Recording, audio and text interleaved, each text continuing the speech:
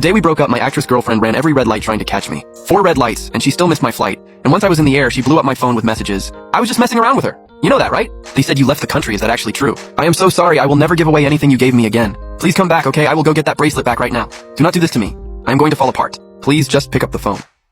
The desperation coming through that screen kept chipping away at my resolve over and over again for days on end. I blocked one number and another popped up, so I finally just pulled my SIM card, switched to a new one. I was done looking back. I had already booked my ticket, and that day happened to be the night of the Mushin Film Festival Awards. Rising star Jason was taking home Best Actor for the first time, and the host asked how he was feeling, how he wanted to celebrate, and Jason locked his eyes on the award presenter standing next to him, Best Actress Sophie, and said, "I would love to have the bracelet on Sophie's wrist. Is that okay?" The second those words left his mouth, the entire entertainment world was floored. Everyone knew that Best Actress Sophie had a bracelet. She never once took off something she treasured deeply. That bracelet had been with her since the very start of her career. Had Jason completely lost it? He actually had the nerve to ask for Sophie's bracelet. The host on stage froze, with no idea how to respond, and everyone waited for Sophie to shut him down. But instead, she let out a soft laugh and calmly slipped the silver bracelet off her wrist and put it on Jason's. I was sitting in the audience watching all of this in silence. Nobody knew that Best Actress Sophie was the girlfriend I had been with for 5 years, and nobody knew that bracelet was something I had climbed thousands of steps up Wudang Mountain on my knees to pray for. And nobody knew that the lotus pattern carved into that bracelet was carved there by my own hands. Up on stage, Jason shook his wrist with pure excitement. "Thank you so much to Sophie for mentoring and supporting me. I will keep working hard and bringing great performances to everyone." Sophie gave a faint smile and turned to look back at me, but the seat where I had been sitting was already empty. On the way out, I kept catching bits of people talking about Sophie and Jason's moment at the awards show. My eyes started to sting and I ducked into the restroom. I splashed cold water on my face and looked up at myself in the mirror. The sight of myself running away like this made my eyes go red instantly. I had known Sophie for 7 years and been with her for 5. I was there by her side every step of the way, from nobody to Best Actress, through every tear and every hardship. But because it was her, I took all of it without complaint. Early in our relationship, I had once seen a photo of Jason on Sophie's phone. She casually explained he was a neighbor kid she had known forever, and I believed her. For the 3 years after that, I willingly gave up my dream of directing and poured everything into Sophie. When she had no name and could not land good roles, I went to bat for her at the company again and again. When they did not want to waste resources on someone new, I took on every role I could. I was Sophie's manager, her assistant, and her photographer. But the one thing I stopped being was myself. When there were stretches with no work, Sophie would curl up in my arms and we would talk about the future together. "Shang-Chi, once I become Best Actress, I'm going to marry you. We will have the biggest wedding ever, okay?" I wrapped my arms around her waist and nodded yes with everything in me for that one moment. I gave her absolutely everything I had, and Sophie worked incredibly hard too. 3 years later, she got her wish and became Best Actress, but I never got my proposal. Instead, Sophie found someone else, and over 2 years, she kept dropping me for Jason again and again. It was not like I never said anything. Sophie always had an explanation. He had no one back home in the country, and as his big sister, she needed to look out for him. To honor their years of friendship, I pressed my hand over my eyes, but nothing could stop the ache underneath. Their friendship was being honored all right. So where did that leave me? For 2 years, Sophie had been running interference for Jason, handing him scripts and endorsements. I put up with all of it until finally, she gave away that bracelet too. Why did I ever fall for Sophie in the first place? I thought about it. Was it because we were both orphans and I felt like she truly understood me? Or was it because she jumped in without hesitation and pulled me out of the water when I was drowning? But there are plenty of people in this world who understand pain. Why did she have to be the only one for saving my life? These years I gave up my career for her and gave everything I had. I helped her get everything she wanted. The debt should be more than paid by now. When I looked up again, my expression had gone back to normal. 2 years had nearly drained every last drop of love I had. I headed back to the office and out of habit. I checked social media first and clicked in to find the top post was a fan-edited video. It was the moment Jason asked Sophie for her bracelet. At the ceremony, Sophie had her back to me, and now I could finally see the look on her face.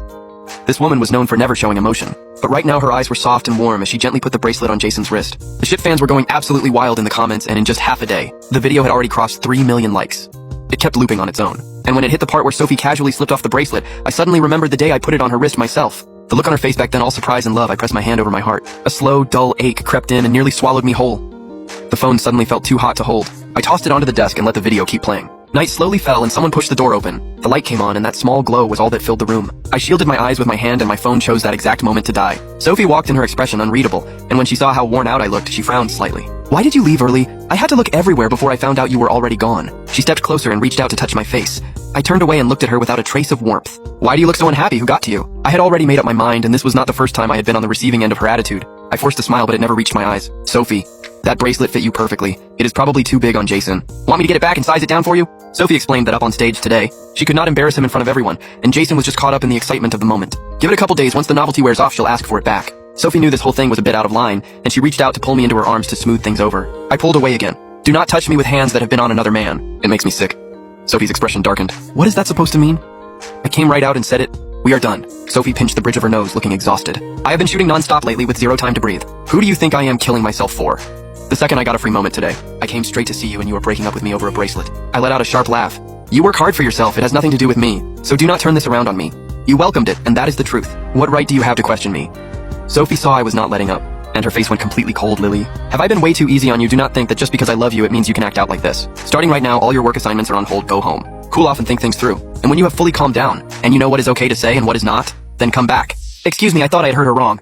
Sophie repeated everything she had just said with the same cold face and then added, also, that film project you are handling will be temporarily passed to your assistant. I felt the ground shift under me.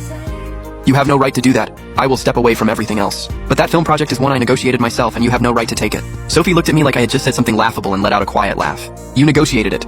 And what exactly did you use to negotiate it? Without my connections and resources, do you honestly think that project lead would have even met with you? Lily, are you not giving yourself a little too much credit here? I looked her up and down like I was seeing a stranger for the first time. So I was riding on your coattails this whole time. How can you be so heartless? I built you up from nothing. Every connection you have I fought tooth and nail for. And now you are actually standing here telling me I depend on you. Her expression did not change. Lily, are you really going to throw the past in my face? The old you never used to fight with me like this.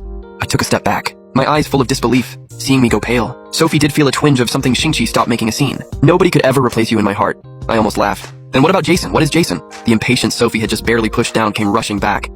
How many times do I have to say it? He is just like a little brother to me. I raised my hand to cover my eyes. It took a moment to swallow the bitterness. Sophie, stop lying to yourself. Ever since Jason came back to the country, you have been trying to cut me out as your manager. From that point on, I was no longer irreplaceable to you. Jason has nothing to do with switching managers. I only changed because I needed connections in the fashion world, and that person happened to have them. You know I hate repeating myself, but I have explained this to you over and over for your sake, and it is still not enough. On top of that, once you stepped down as my manager, you finally had time to pursue the directing and photography. You always wanted to do. Is it wrong that I gave you that opportunity? That last line knocked the air right out of me. She gave me that opportunity. Back then, Sophie had wanted the resources that other manager controlled, and she had already made up her mind to push me out. She just did not know how to bring it up when I figured it out. I stepped down on my own so Sophie could smoothly get her hands on what she needed. And somehow that turned into her doing me a favor. I suddenly had no idea what these 5 years had even been for. Sophie had never seen me this out of control before, eyes going red, questioning everything about myself, yet sharp enough to draw blood with a single touch. Sophie did not like me like this. The little cat she kept should be clean and polished, graceful and proud, and always nuzzling up against her affectionately.